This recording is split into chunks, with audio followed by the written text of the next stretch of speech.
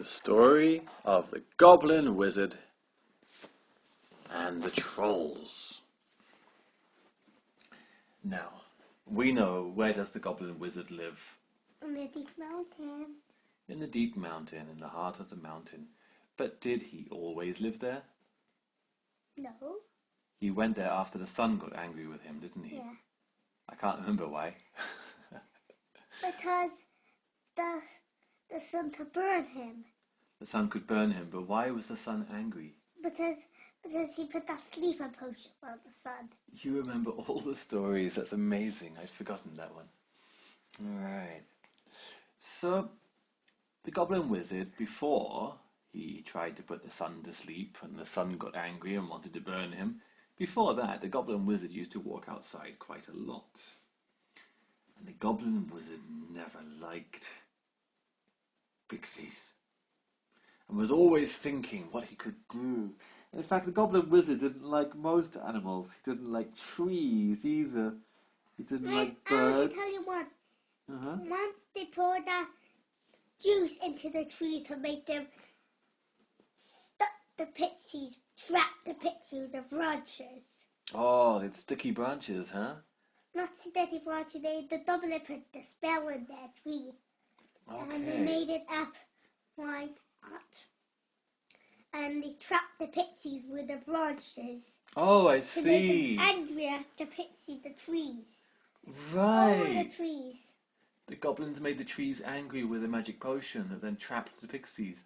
I forgot that story too. We have to start writing these ones down, don't we? I'll make a book of them, maybe. So, back to the story. The Goblin Wizard didn't like trees, he didn't like birds, he didn't like cats, he didn't like badgers, he didn't like horses, he didn't like squirrels or rabbits or deer or bears or any of the other animals. But there wasn't much the Goblin Wizard could do because he was so small, you see. Goblins are so small, just like pixies are.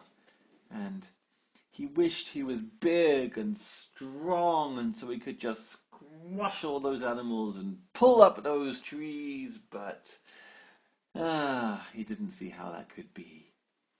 And he said, "Oh, gob, gob, gob, gob, I wish I was as big as a mountain. Gob, gob, gob, look at all that stone on the mountain going up, up, up. It's so heavy, it's so...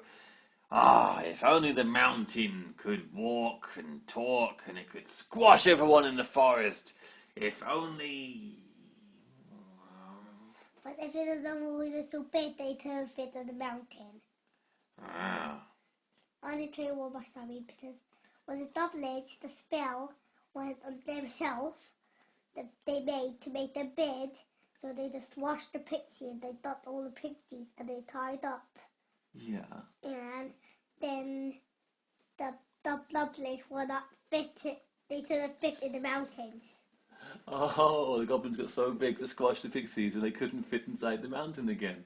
They're probably cold and nowhere to sleep, right? No, you sleep on the ground. So that was later.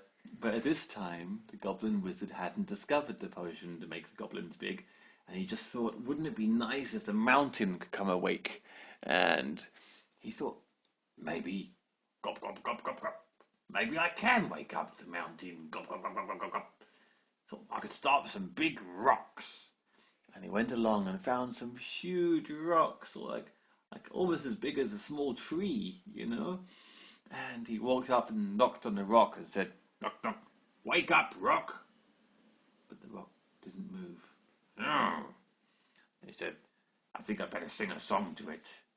Rock, rock, it's wake up o'clock.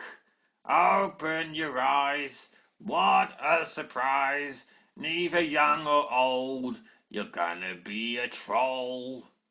He didn't know what a troll was, but it rhymed with old, and he thought, that's a good word for a stone creature. And he thought he saw the stone shake a little bit. And he climbed up on this big rock, up to where the head of it might be, and he knocked again. Knock, knock. "Come on, troll. You're inside the stone, I know. You just need to wake up, and then you'll be a walking, talking, fighting rock monster that I call a troll." And he put his goblin hands on it, and he allowed all the magic in him to go through his arms, through his hands, and into the rock.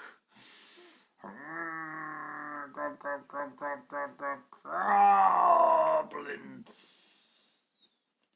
And then a crack began to form in the front of the rock. And it opened up like a mouth. Oh, if that's a mouth, maybe it's hungry. And the goblin jumped down and he ran to grab some nuts he found on the floor. He thought it was pretty horrible, but then he also found a few bones that were left there, and he ran back and he put them inside the troll mouth, and the troll went. That's all it had, was a mouth so far.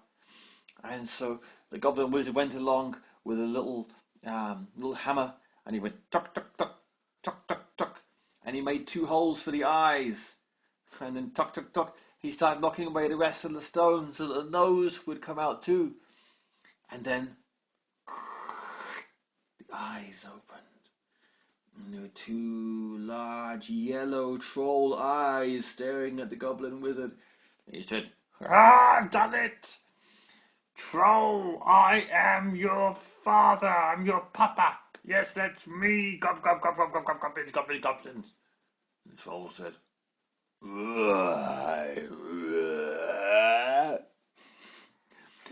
and the goblin wizard had to teach the troll to speak. Oh, you don't know any language? Look, Goblin, that's me.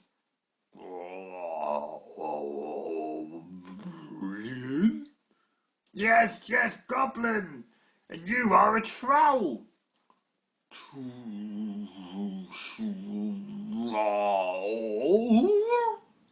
Yes, troll, that's very good. And so the goblin wizard woke up the first troll. And after that, he went around to other rocks and woke up them too, until he had an army of trolls. And they were so big, almost as big as a tree, and they were so strong, they could break rocks on their head, and they could just pull up the trees. And he thought, this is great. Now I have my army of trolls, and they'll all listen to me. We'll go and squash those pixies and pull up all the trees, and things will be much better. And he said, come on, trolls, let's go. But the pixie would have made a small hole and did it underground. Actually, the pixies didn't know much about it. And the trolls just said, Goblin. Goblin? Goblin. And he said, no, I'm your papa, don't forget. I woke you up. And the trolls turned to him and just said, you better run, Goblin. And the trolls started picking up large rocks and throwing them at the goblin wizard, who had to run down the mountain. Oh, gob, don't do this to me. No, gob. I need you to go and pull up the trees and squash the pixies. Ah! And he ran into the cave, and he realized he had woken up the trolls, the strongest, biggest creatures in all the mountain. But he couldn't control them. They would just do whatever they wanted. And after that, the goblins had to be just as careful of the trolls as the pixies did. Luckily, the trolls were too stupid to ever come up with any big plan of their own, so they usually just stayed up on the mountain.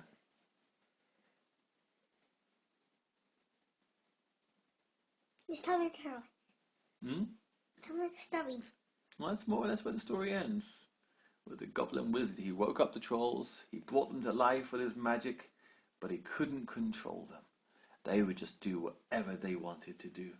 And the goblin wizard had to just run away, down, and hide deep inside the mountain.